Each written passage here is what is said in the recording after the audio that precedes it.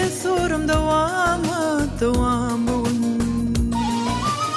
Maya öyle gelinlerin başların, elim koşar öymeler beder bugün. Elim koşar öymeler beder bugün.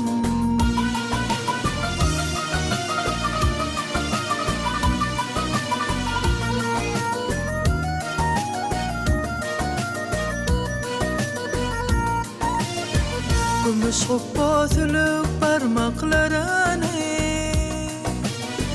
deder tillağaçlı kökünlüydü. Gödüllerin görüklerine görük koşar, koşarlar da altından tapiledi. Koşarlar da altından tapiledi.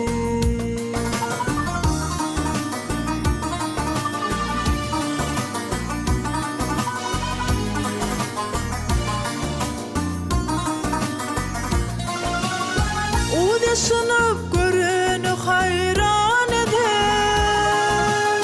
Maya öyle gelinlerin öymesi, ovadan da onları çapraz çangalı. Gıdıl kurten şeyle gödül kayması,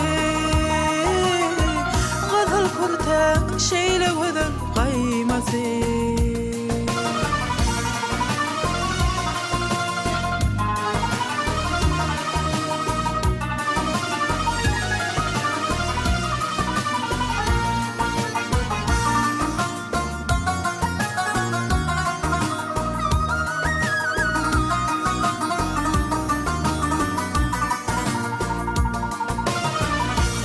Kakır kopul çalyan gıylara,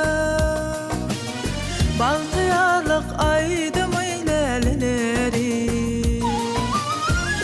Buy sonlarıp baltıyar diyar bedi, buy sonlarıp